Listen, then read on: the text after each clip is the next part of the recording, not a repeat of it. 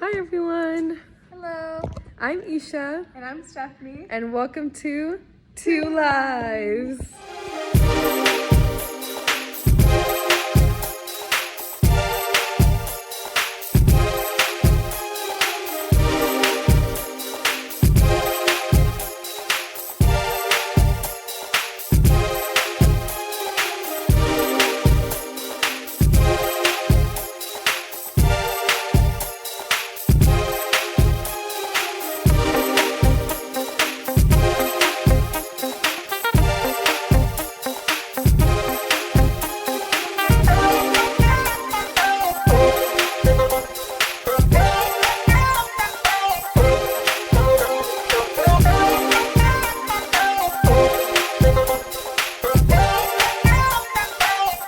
So right now we're at Stephanie's school, Yes, we are. and we're the only ones here because it's summer vacation, but we had some work to do, so now we're here.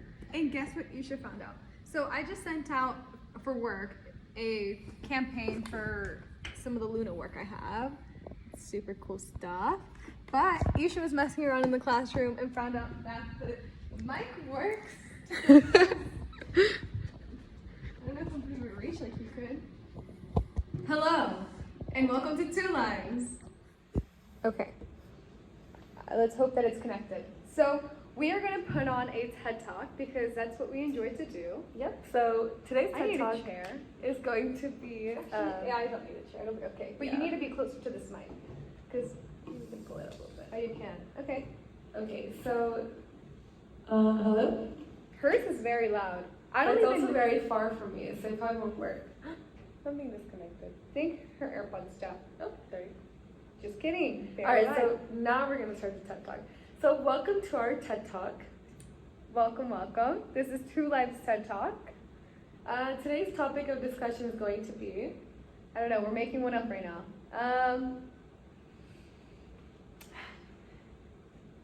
Starting a business. Let's run them through our process and mindset that we've been having as we start a business. We start our first business together because we both have always thought about having our own businesses, but this is our joint business, so... So yeah, I mean, I think starting off, one of the main important things for us is handling our age. Age was one of the first challenges that we had to go through when starting a business, and that's mainly because of how young we are.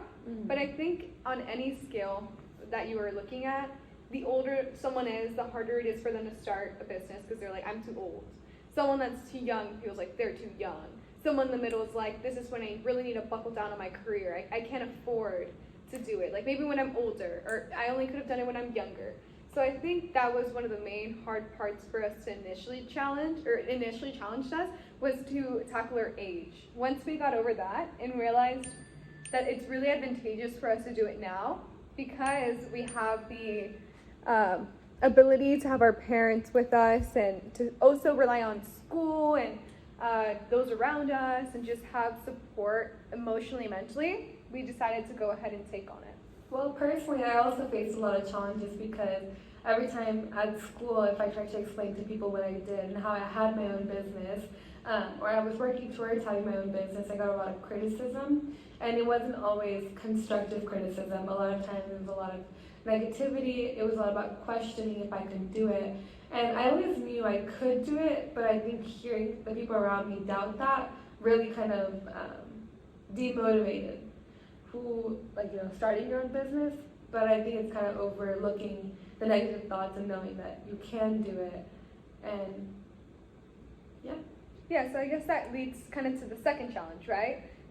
Blocking out all the surrounding noise and all like the internal thoughts where I can't do this, because other people, they don't have the same thought process, right? When you're starting a business, you're looking at the long term. When someone else is starting a business, they're looking at the initial cost, which leads to the next challenge, like how much money is this going to cost me, or how much time is this going to cost me, how much energy is this going to cost me, like how much emotional damage is this going to have on me. And so it's like first like your age, and then the people around you, and then like the cost, because it's not just financially. Lots of people start a business on close to nothing. Yeah. right? I mean, you started a couple of businesses at this point. Yeah, so I guess to run it down a little bit, my first business I started when I was 15, and I worked in like this open market, and I was still in middle school, but my parents were struggling financially, so we started a market. It was outdoors, it was on the weekends, I would go to school on the weekdays, and then weekends I would be working all the time, so that was where I first started, and then in order to kind of escape it, because it was really it took a huge toll on me, since it was so physical labor. So I started my first online business after that. And then my third business was the salon I created right before I moved to college. And then we branched out to our second location, which is a cell phone accessory store. So I have some experience, and all of it I did just out of ambition. I think there was a lot of doubts that happened, but a majority of my journey was based off of ambition, and then just figuring it out, like going to the city, asking questions that most adults probably already knew the answer to, but just asking the questions and being like, I'm brand new to this, and I would love for you to help me out. And that's how I was able to go from, the worst and hardest part to kind of transitioning into the easier businesses.